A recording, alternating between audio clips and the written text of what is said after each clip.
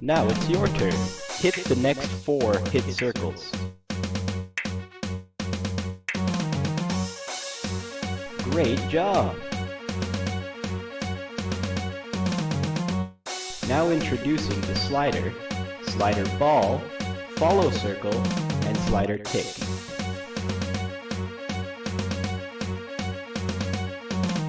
When the approach circle closes around the head of the slider, click and hold the trigger button, and follow the slider ball to the end of the track.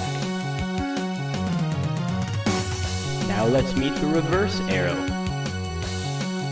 When the slider ball reaches the reverse arrow, the ball will then reverse back through the track.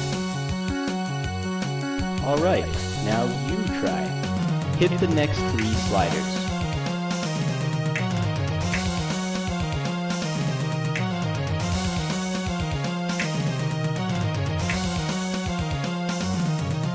Great job! And finally, the spinner. When the spinner appears, click and drag your cursor in circles rapidly. Easy! Now it's up to you to do the next one.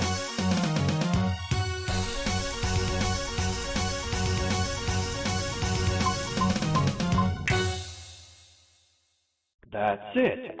You're well on your way to becoming the most rhythm